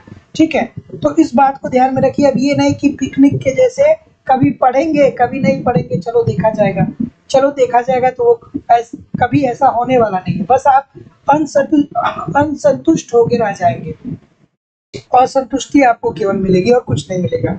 चलिए, तो बताइए निम्नलिखित में से कौन क्लासिकल समष्टि शास्त्र की परिकल्पना नहीं है? तो जैसा कि मैं देख पा रहा हूँ, क्या उत्तर आ रहा है भाई? ऑप्शन नंबर बी की तरफ बहुत सारे लोग जा रहे हैं। बी ठीक होगा क्या? बी ठीक होगा क्या इसमें कि ब्याज की दर लचीली है? यहाँ पे कह रहा है कि परिकल्पना नहीं है। थोड़ा सा ध्यान से इस प्रश्न को एक बार और करिए। ठीक है, परिकल्पना नहीं है की बात हो रही है दोस्तों, बिल्कुल ठीक है। तो जितने लोग भी यहाँ पे बी नहीं सी बोल रहे हैं, सभी लोग का उत्तर बिल्कुल ठीक है कि मुद्रा पूर्ति ब्याज दर को प्रभावित करती है। ये परिकल्पना नहीं है की बात कर रहा है दोस्तों। तो क्लासिकल समष्टि अर्थशास्त्र की परिकल्पना क्या नहीं है? तो मुद्रा पूर्ति जो होती है ये ब्याज दर को प्रभावित करती है। ऑप्शन नंबर यहाँ पे दोस्तों क्या हो जाएगा? ऑप्शन नंबर यहाँ पे सी होगा, न कि ऑप्शन नंबर दोस्तों यहाँ पे बी होगा। बिल्कुल ठीक है। तो जैसा कि मैं आपके कमेंट को देख रहा हूँ, तो क्लासिकल समष्टि अर्थशास्त्र है, इसकी मान्यताओं के अंतर्गत अगर जो हम बात करें तो ये बंद अर्थव्यवस्था की बात करते हैं, ये ब्याज की लचीली दर की बात करते हैं, वास्तविक मजदूरी दर की ये बात करते हैं। ठीक है, लेकिन ये मुद्रा पूर्ति ब्याज दर को प्रभावित करेगा इसकी बात नहीं करते हैं। तो जितने लोग भी यहाँ पे सी बोर्ड हैं, सभी लोग का उत्तर यहाँ पे बिल्कुल ठीक है। अगला प्रश्न रहा कि केंज के सिद्धांत के अनुसार रोजगार स्तर का संतुलन किस पर निर्भर करता है? अब ये तो इजी सा प्रश्न आ गया। चलिए भाई बताइए, इजी सा प्रश्न है, बताइए इस प्रश्न का उत्तर। ठीक है, और देखिए दोस्तों, जितने लोग भी अभी तक लाइव स्टडी इलाहाबाद के मोबाइल एप्लीकेशन पे एडमिशन नहीं लिए हैं, आप एडमिशन जरूर ले लीजिए। यहाँ पे आप कॉन्सेप्ट पढ़ते रहेंगे, फिर यहाँ पे प्रैक्टिस करते रहेंगे, आपको कोई समस्या नहीं होगी। पूरी इकोनॉमिक्स की नोट्स दी जा रही है, आपका वहाँ पे टेस्ट हो रहा है जिससे आप अपना इवेल्युएशन कर पाएंगे, साथ ही साथ वैलिडिटी आप कोर्स आपकी लाइफ टाइम है। ठीक है, तो दोस्तों 1 घंटे एप्लीकेशन पे और 1 घंटे 30 मिनट यूट्यूब पे प्रैक्टिस जरूर किया करिए। तो एडमिशन लेने के लिए 2000 रुपये आपको पेमेंट करना पड़ेगा इस नंबर पे, गूगल पे, फोन पे या पेटीएम के माध्यम से आप पेमेंट करेंगे, और इसका स्क्रीनशॉट आपको इसी व्हाट्सएप नंबर पे सेंड करना होगा। कोई भी दोस्तों अगर जो आपको इंक्वायरी होगी तो इस नंबर पे मुझे आप कॉल कर सकते हैं या व्हाट्सएप मैसेज कर सकते हैं। चलिए, तो ऑप्शन नंबर सी सभी लोग बोलेंगे, मुझे पता है, ठीक है, कि केन्स के सिद्धांत के अनुसार रोजगार स्तर का संतुलन किस पर निर्भर करता है? तो ये प्रभावी मांग पे निर्भर करता है, इफेक्टिव डिमांड पे निर्भर करता है। तो जितने लोग भी ऑप्शन नंबर सी बोल रहे हैं सभी लोग का उत्तर यहाँ पे बिल्कुल दोस्तों ठीक हो जाएगा। अगले प्रश्न की तरफ मूव करेंगे। अगला प्रश्न आपके सामने रहा कि मुद्रास्फीति अन्यायपूर्ण है, मुद्रास्फीति अन्यायपूर्ण है व औस्फीति अनुचित, यह कथन किसका है?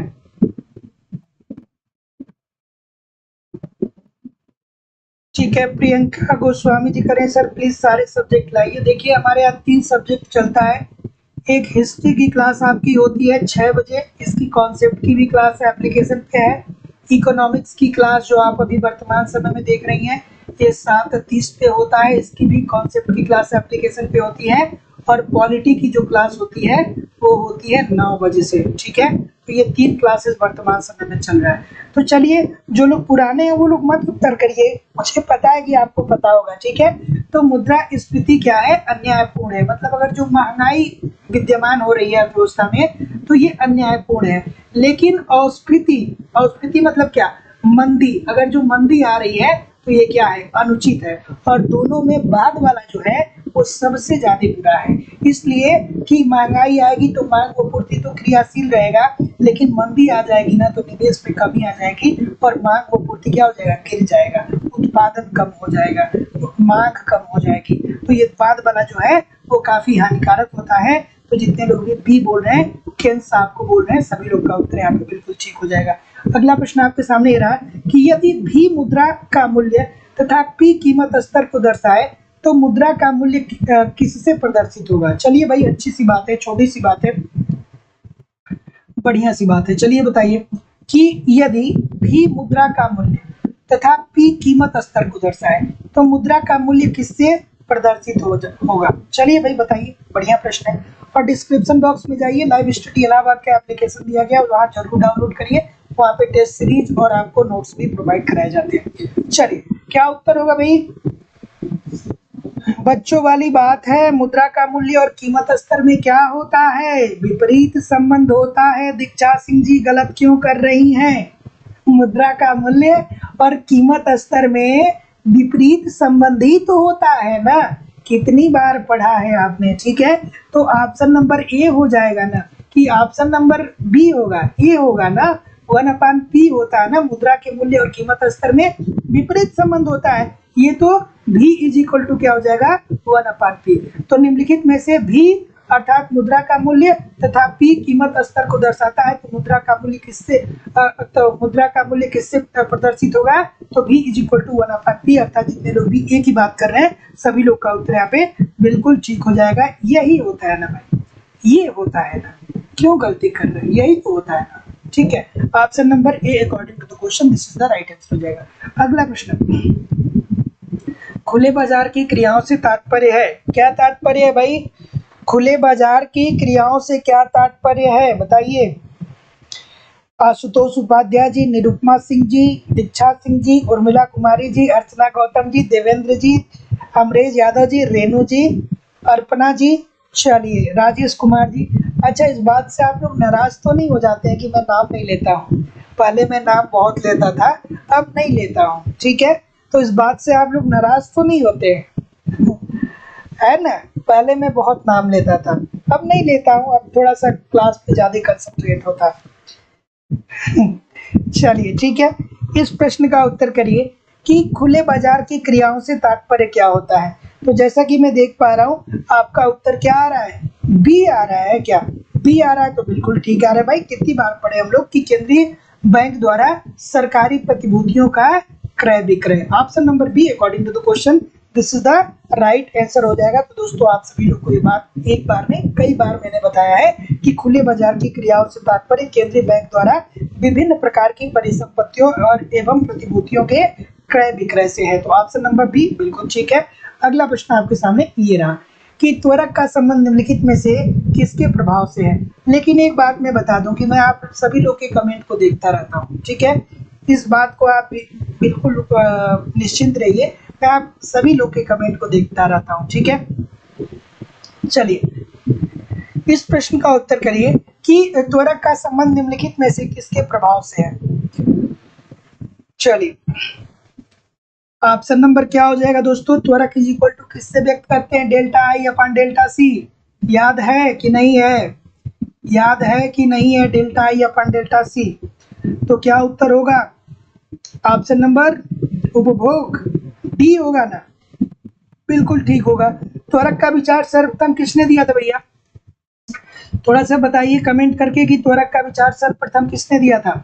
ठीक है, त्वरक का विचार सर्वप्रथम किसने दिया था भाई, त्वरक का विचार सर्वप्रथम अफ्तेलियन ने दिया था। कब दिया था, 1913 में दिया था दोस्तों। परंतु पूर्ण रूप से इसको विकसित करने का श्रेय किसको जाता है, जेबी क्लार्क को जाता है। ठीक है, और यह उपभोग में परिवर्तन का निवेश पे प्रभाव को प्रदर्शित करता है कि उपभोग में परिवर्तन किस तरीके से निवेश को क्या करता है, प्रभावित करता है। तो जितने लोग भी ऑप्शन नंबर डी बोल रहे हैं बिल्कुल ठीक बोल रहे हैं। अगला प्रश्न आपके सामने ये रहा कि क्रियात्मक वित्त का सिद्धांत निम्नलिखित में से किस पर विश्वास नहीं करता है। चलिए भैया बताइए, अफ्लेतियन को बहुत अच्छे से याद रखिएगा। पूछता है कि ये बताइए कि त्वरक का विचार सर्वप्रथम किसने दिया था, तो 1913 में अफ्तेलियन ने दिया था। उसके बाद इसको विकसित करने का जो श्रेय जाता है वो क्लार्क साहब को जाता है, जेबी क्लार्क को जाता है। ठीक है, चलिए अगला प्रश्न ये रहा कि क्रियात्मक वित्त का सिद्धांत निम्नलिखित में से किस पर विश्वास नहीं करता है। चलिए बताइए, बढ़िया सा प्रश्न है भाई। क्रियात्मक वित्त का सिद्धांत निम्नलिखित में से किस पे विश्वास नहीं करता है, ऑप्शन नंबर ये क्या होगा। और देखिए दोस्तों, आज के सीजन में अगर जो आपको थोड़े से प्रश्न नहीं आ रहे होंगे तो परेशान मत होइएगा, क्योंकि आज का जो पेपर है वो असिस्टेंट प्रोफेसर का पेपर है। ठीक है, तो असिस्टेंट प्रोफेसर का जो लेवल है वो थोड़ा सा दोस्तों क्या है कि पीजीटी से ऊपर है। ठीक है, तो थोड़ा सा इत्मीनान रखिएगा, और इसमें बहुत सारे ऐसे भी टॉपिक हैं जो आपके पीजीटी में नहीं है। ठीक है, आपके पीजीटी के सिलेबस में नहीं है, तो इसलिए तल्लीनता के साथ देखिए, परेशान मत होइए। ठीक है, चलिए अगला प्रश्न आपके सामने क्या रहा दोस्तों कि क्रियात्मक वित्त का सिद्धांत निम्नलिखित में से किस पर विश्वास नहीं करता है दोस्तों। तो जितने लोग भी ऑप्शन नंबर क्या बोल रहे हैं, ए होगा ना कि डी होगा। संतुलित बजट पे ये विश्वास नहीं करता है। जो क्रियात्मक बजट है ये संतुलित बजट पे विश्वास नहीं करता है। ऑप्शन नंबर ए हो जाएगा दोस्तों, संतुलित बजट, ना कि दोस्तों क्या होगा, डी होगा। डी सभी लोग कर रहे हैं। डी में क्या है भाई, राजस्व संग्रहण करों का एकमात्र उद्देश्य है। नहीं भाई, ऑप्शन नंबर ए हो जाएगा। तो क्रियात्मक वित्त के उपकरण देखिए दोस्तों क्या है, सार्वजनिक व्यय है, करारोपण है, सार्वजनिक ऋण है और घाटे की वित्त व्यवस्था है। संतुलित बजट का इसमें संतुलित बजट का इसमें कोई स्थान नहीं है, तो ऑप्शन नंबर ए बिल्कुल ठीक हो जाएगा। अगला प्रश्न आपके सामने ये रहा कि निम्नलिखित में से किस वित्त आयोग ने निम्नलिखित में से किस वित्त आयोग में प्रथम बार यह सुझाव दिया गया कि राज्य पंचायत व नगर पालिकाओं के संसाधनों में वृद्धि करने हेतु उपाय करें। चलिए बताइए, बताइए भैया, बढ़िया प्रश्न है।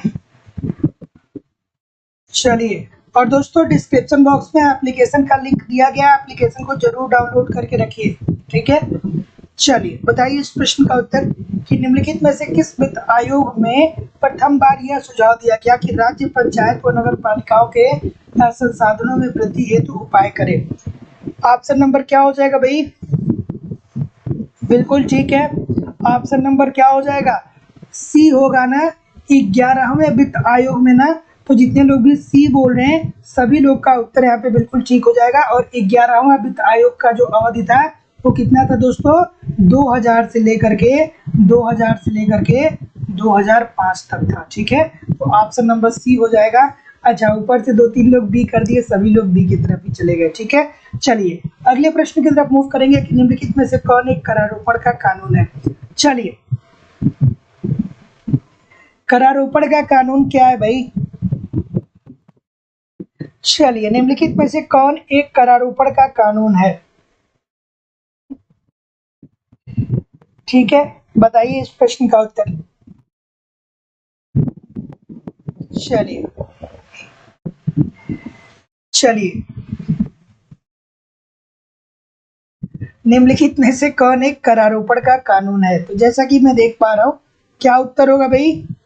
करारोपण से संबंधित जो इस प्रश्न का उत्तर देगा वो बहुत बहादुर इंसान होगा। इंसान नहीं, बहुत बहादुर स्टूडेंट होगा। ठीक है, करारोपण का कानून है मतलब करारोपण से संबंधित है। ठीक है, कोई बहादुर है इसमें, मैं देखना चाहता हूँ। सुरेंद्र सिंह जी, बिल्कुल ठीक है। ठीक है, सुरेंद्र सिंह जी के लिए एक बार सभी लोग क्लैपिंग कर दीजिए। एक बार सभी लोग क्लैपिंग कर दीजिए सुरेंद्र सिंह जी के लिए और आई एम इमेजिन के लिए। देखिए, ये कह रहा है कि करारोपण का कानून है मतलब करारोपण से संबंधित है। तो भैया अधिकतम सामाजिक लाभ का सिद्धांत ये संबंधित है क्या?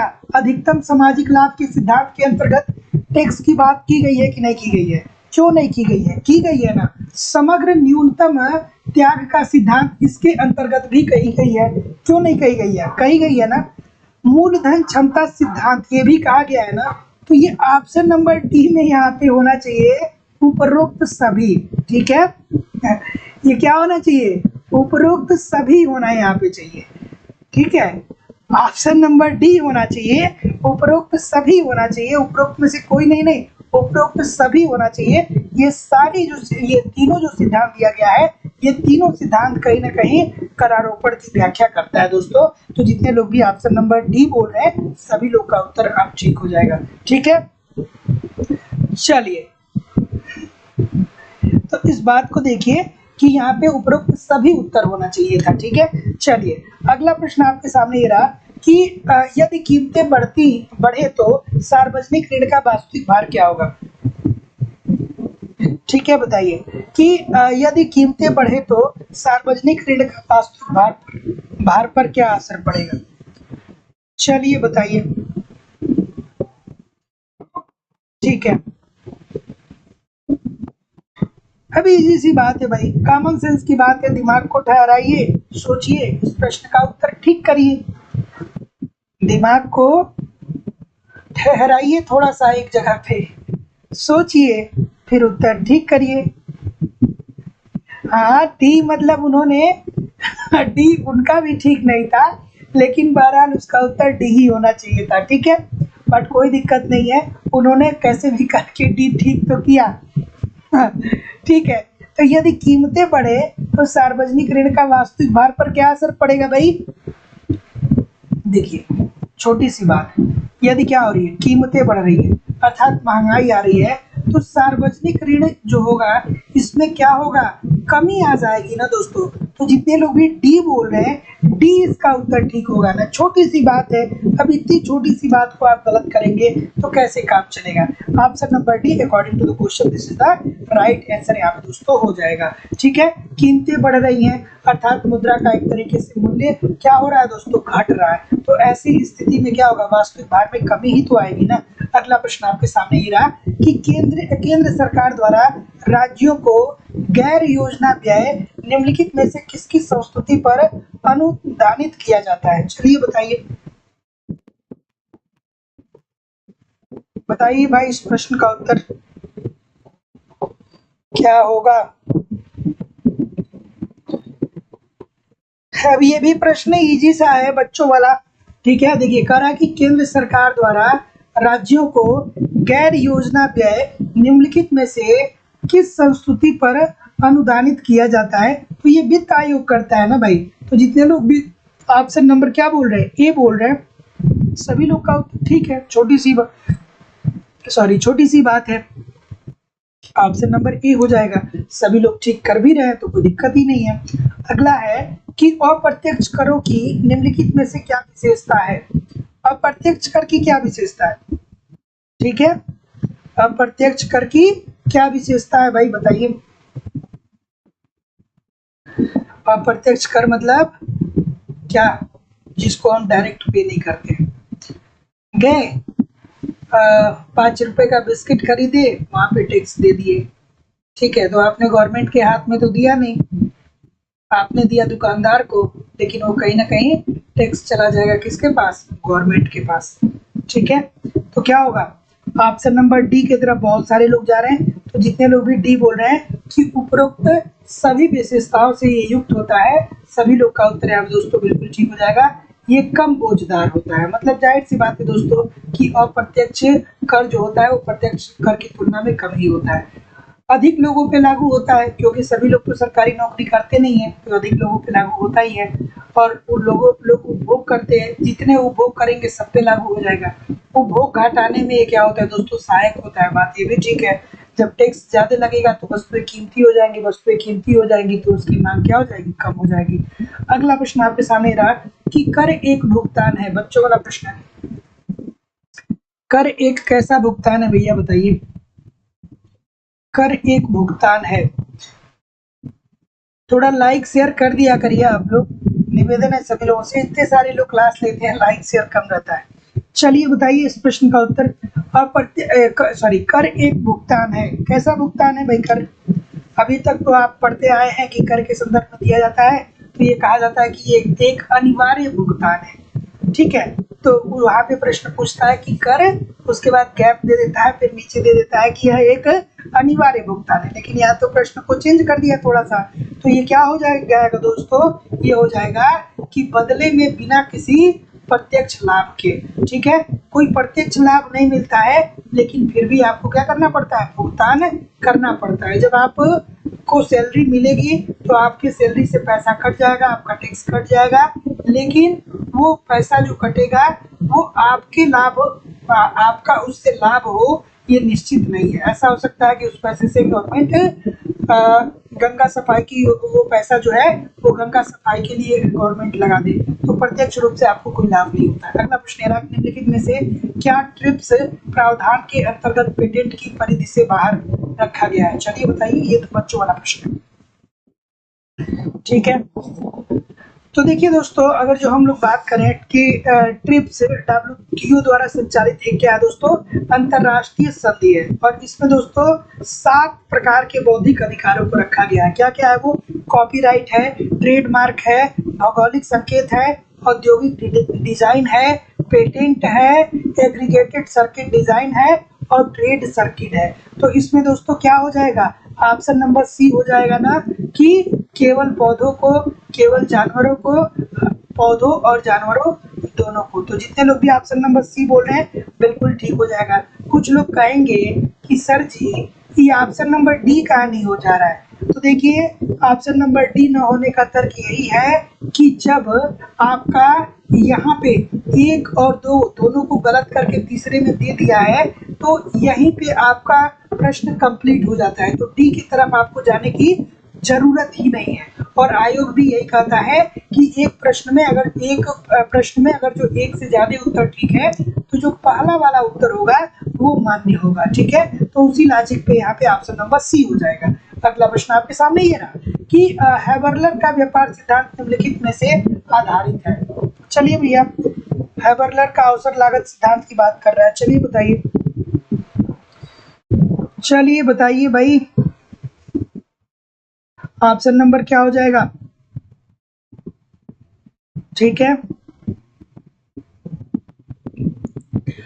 क्या होता है ना कि कभी कभी मैं भी मजबूर हो चुका हूँ एक ही बात को बार बार बोलते बोलते। चलिए देखते हैं किसका उत्तर ठीक आता है। कुछ लोग गहन विचार में पड़ गए होंगे, कुछ लोग क्या होंगे, गहन विचार में पड़ गए होंगे कि अरे यार हैबरलर साहब ने, ठीक है। देखिए कितने गहन विचार में आप लोग हैं, कितने गहन विचार में है। रश्मि तिवारी जी ठीक कर रही है और बाकी सभी लोग क्या है कि गहन अध्ययन और गहन विचार में पड़ गए। भैया छोटी सी बात है कि हैबरलर साहब ने अवसर लागत की बात की थी, तो उपरोक्त में से कोई नहीं हो जाएगा ना, तो ऑप्शन नंबर यहाँ पे डी हो जाना ना। कुछ लोग पता नहीं क्या सोच के पूरक लागतें कर रहे हैं, परिवहन लागतें कर रहे हैं, बस छोटी सी बात है यार। इन्होंने अवसर लागत की बात की थी, ठीक है। तो हैबरलर का व्यापार सिद्धांत निम्नलिखित में से किस पर आधारित है, तो ये दोस्तों अवसर लागत पे आधारित है, ना कि ये ऑप्शन नंबर डी जो ABC दिया है वो, ठीक है। अगला प्रश्न ये रहा कि SDR का आवंटन सदस्य देशों को किस अनुपातिक आधार पे किया जाता है। चलिए भाई बताइए, ठीक है। क्या है ना कि इकोनॉमिक्स के साथ सबसे बड़ी समस्या एक ये है कि ये सब्जेक्ट उतना कठिन नहीं है जितना कठिन बताया जाता है या जितना कठिन आप अपने दिमाग में बना लेते हैं। इकोनॉमिक्स इजी सब्जेक्ट है, लेकिन कुछ टर्म है इंग्लिश और हिंदी में मतभेद क्रिएट करते हैं। इस वजह से ये सब्जेक्ट क्या होता है, टफ बन जाता है, क्योंकि जो लोग होते हैं आपके आसपास के लोग आपके दिमाग में डाल देते हैं कि यार कौन सब्जेक्ट है तुम्हारा, इकोनॉमिक्स। अरे यार तो इकोनॉमिक्स तो बहुत टफ सब्जेक्ट है, और उनकी एक बात को आप क्या कर देते हैं कि लाइफ टाइम के लिए अपने पास रख लेते हैं कि हाँ भैया इकोनॉमिक्स बहुत टफ सब्जेक्ट है। भाई उतना सोचने की जरूरत नहीं है जितना आप सोच रहे हैं, ठीक है। बहुत टफ नहीं है, बस आराम आराम से देखिए, बहुत इजी सब्जेक्ट है, ठीक है। तो एसडीआर का आवंटन सदस्य देशों को किस अनुपातिक आधार पे किया जाता है? तो जितने लोग भी डी बोल रहे हैं बिल्कुल ठीक है, आईएमएफ में अंशदान के रूप में, ठीक है। तो जितना आपका अंशदान रहेगा उसी के आधार पे दोस्तों आपको क्या मिलेगा, 60 मिलेगा। तो जितने लोग भी डी बोल रहे हैं बिल्कुल ठीक बोल रहे हैं। अगला प्रश्न ये रहा दोस्तों कि विश्व व्यापार संगठन के प्रावधानों के अनुसार सर्वाधिक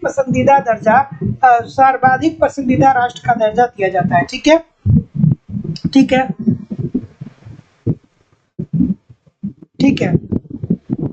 इस प्रश्न का उत्तर करिए। बहुत सारे लोग सब्जेक्ट ले लेते हैं हिस्ट्री, हिस्ट्री बहुत इजी है। हिस्ट्री बहुत इजी है क्या?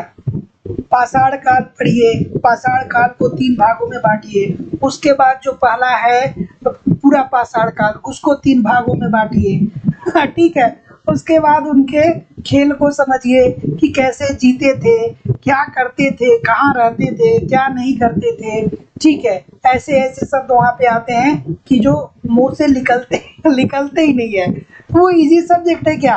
वो इजी नहीं है, वो तो पूरी आपकी स्मरण शक्ति पे आधारित है। यहाँ तो स्मरण शक्ति और अगर जो आपके पास थोड़ा सा सोचने समझने की क्षमता है तो बहुत आराम से इकोनॉमिक्स निकल ले जाएंगे, ठीक है। चलिए अच्छा सा प्रश्न है, इस प्रश्न का उत्तर करिए कि विश्व व्यापार संगठन के प्रावधानों के अनुसार सर्वाधिक पसंदीदा राष्ट्र का दर्जा किसे दिया जाता है? तो जैसा कि मैं देख पा रहा हूँ कि आपका उत्तर क्या आ रहा है, सी आ रहा है, बिल्कुल ठीक है। तो जितने लोग भी सी बोल रहे हैं कि उन देशों को जिनका सॉरी ये क्या कह रहा है कि सर्वाधिक पसंदीदा राष्ट्र, तो जितने लोग भी सी बोल रहे हैं कि जितने भी इसके सदस्य देश होते हैं उसको क्या किया जाता है दोस्तों, सर्वाधिक पसंदीदा राष्ट्र का दर्जा दिया जाता है। तो याद रखिएगा कि विश्व व्यापार संगठन WTO के प्रावधानों के अनुसार सर्वाधिक पसंदीदा राष्ट्र का दर्जा किसे दिया जाता है? तो सभी सदस्य देशों को, मतलब जो उसके सदस्य देश होते हैं। अगला प्रश्न आपके सामने ये रहा कि निम्नलिखित में से कौन एक भारत में हरित क्रांति शिल्पकारों में एक था? चलिए भाई बताइए, अच्छा सा बात है, अच्छा सा प्रश्न है, ठीक है। चलिए इस प्रश्न का उत्तर करिए। बिल्कुल ठीक है, आराम से इस प्रश्न का उत्तर करिए। तो जैसा कि मैं देख पा रहा हूँ क्या उत्तर है भाई, ठीक है। निम्नलिखित में से कौन एक भारत में हरित क्रांति के शिल्पकारों में एक था? तो ये भाई इजी सा प्रश्न है, स्वामीनाथन साहब थे, और कौन था? ठीक है, तो MS स्वामीनाथन। अगला कि भारत में कीमत समर्थन नीति निम्नलिखित में से किन फसलों के लिए प्रभावी रूप से कार्यशील है? ठीक है, चलिए ये भी इजी सा प्रश्न है, क्या उत्तर होगा भाई? ठीक है, चलिए बताइए। ऑप्शन नंबर ए होगा ना, गेहूं और चावल पे, और क्या यही तो होगा ना, क्योंकि गेहूं और चावल ही तो सबसे ज्यादा होता है। तो भारत में कीमत समर्थन नीति निम्नलिखित में से किन फसलों के लिए प्रभावी रूप से क्रियाशील है? तो गेहूं और चावल। अगला प्रश्न आपके सामने ये रहा, इस प्रश्न का उत्तर करिए कि वन महोत्सव 2015 का नारा निम्नलिखित में से कौन सा है? ठीक है, चलिए ऐसे प्रश्न पूछे जा सकते हैं, ठीक है, कि वन महोत्सव जो 2015 में आयोजित हुआ था उसका नारा क्या था? ठीक है, ठीक है। तो 2015 का जो नारा था दोस्तों वो था वन की सुरक्षा और जल की सुरक्षा। और जो 2020 का नारा था दोस्तों वो क्या था? अब ये तो 2015 हो गया, अब आपसे 2015 नहीं पूछेगा, 2020 पूछेगा दोस्तों। तो 20 का जो नारा था वो फॉरेस्ट एंड बायो डाइवर्सिटी, ठीक है। तो 2020 में क्या नारा था? फॉरेस्ट एंड डाइवर्सिटी, ठीक है, तो सॉरी बायोडाइवर्सिटी, ठीक है। तो ऑप्शन नंबर बी बिल्कुल ठीक है। अगला प्रश्न ये रहा कि 9वें राष्ट्रीय सांख्यिकीय दिवस को निम्न में से क्या प्रमुख विषय थी, ठीक है, कि 9वें राष्ट्रीय सांख्यिकीय दिवस को निम्न में से क्या प्रमुख विषय वस्तु थी। चलिए, क्या होना चाहिए था, यहाँ पे मैं प्रिंट दे दिया है बट कोई दिक्कत नहीं है। ऑप्शन नंबर क्या हो जाएगा भाई, ठीक है। तो 9वें सांख्यिकीय दिवस ये कब आयोजित हुआ था दोस्तों, ये 2019 में आयोजित हुआ था, ठीक है। कब आयोजित हुआ था, 2019 में आयोजित हुआ था। और इसकी विषय वस्तु क्या थी दोस्तों, इसकी विषय वस्तु जो थी वो थी सामाजिक विकास, ठीक है। तो जितने लोग भी ये बोल रहे हैं सभी लोग का उत्तर यहाँ पे बिल्कुल ठीक हो जाएगा। चलिए आगे दोस्तों, कोई भी प्रश्न नहीं है लेकिन कहीं भी जाइएगा नहीं, आप कमेंट करके बताइए कि कितने प्रतिशत प्रश्न आपके सही हुए। और दोस्तों लाइव स्टडी इलाहाबाद की मोबाइल एप्लीकेशन पे आपको A to Z सारे इकोनॉमिक्स के कॉन्सेप्ट पढ़ाए जा रहे हैं। यहाँ पे आप कॉन्सेप्ट पढ़ते रहिए, साथ ही साथ दोस्तों आप यूट्यूब पे हमारे साथ प्रैक्टिस करते रहिए, आपको कोई समस्या नहीं होगी। यहाँ पे दोस्तों आपका टेस्ट भी हो रहा है, संडे टू संडे आपका टेस्ट होता है, जिससे आप अपना इवेल्युएशन कर पाएंगे और क्वेश्चन बैंक आपको मिल पाएगा। साथ ही साथ दोस्तों पूरी इकोनॉमिक्स की आपको नोट्स दी जा रही है, जिससे आप बार बार अपना रिवीजन कर सकते हैं और वैलिडिटी आप course life time. It means कि अगर जो आप एक बार एडमिशन ले लेते हैं तो हमारी जिम्मेदारी तब तक बनी रहेगी जब तक कि आपका सिलेक्शन नहीं हो जाता है। एडमिशन ओपन है दोस्तों। एडमिशन के लिए आपकी जो फीस रखी गई है वो केवल और केवल दोस्तों 2000 रुपये रखी गई है। तो एडमिशन लेने के लिए 2000 रुपये आपको पेमेंट करना पड़ेगा इस नंबर पे 94 15 863 873 पे। गूगल पे, फोन पे या पेटीएम के माध्यम से आप पेमेंट करेंगे और इसका स्क्रीनशॉट आपको इसी व्हाट्सएप नंबर पे सेंड करना पड़ेगा। कोई भी इंक्वायरी होगी तो इस नंबर पे आप मुझे कॉल कर सकते हैं या व्हाट्सएप मैसेज कर सकते हैं। नीचे डिस्क्रिप्शन बॉक्स में टेलीग्राम के ग्रुप का लिंक दिया गया है, टेलीग्राम ग्रुप ज्वाइन कर लीजिए। और लाइव स्टडी इलाहाबाद के मोबाइल एप्लीकेशन का लिंक दिया गया, उसको डाउनलोड कर लीजिए। वहाँ पे दोस्तों आपको टेस्ट सीरीज, वहाँ पे आपको नोट्स, वहाँ पे वीडियो लेक्चर, बहुत सारी चीजें मिलने वाली है, ठीक है। चलिए अब मैं आपके कमेंट को देखता हूँ। कल दोस्तों आप लोग की क्लास बंद रहेगी संडे को, मंडे को फिर हम लोग मिलेंगे। Nirupama Singh ji thank you very much, Niki Khan ji, Rashmi Tiwari ji, Brishti Sharma ji, Chandrajeet Yadav ji, Tasneem Khan ji, Lalita Rani ji, Renu ji, Amresh Yadav ji, Nikki Khan ji, Surendra Singh ji, Shivani Srivastava ji, Arunima Patel ji, Ashutosh Upadhyay ji thank you very much, I M ji, Sanjay Kumar ji, ठीक है, अर्पना जी, सोहन खुराना जी, चंद्रजीत यादव जी, उर्मिला कुमारी ji, Meenu Yadav ji, Lalita Rani ji thank you very much everybody. मिलते हैं मंडे को एक नए उत्साह, नए एनर्जी के साथ। 6 बजे आप लोग हिस्ट्री की क्लास ज्वाइन करिए और 7:30 पे दोस्तों आप इकोनॉमिक्स की क्लास ज्वाइन करिए। तब तक के लिए दोस्तों good bye, good night, thank you very much.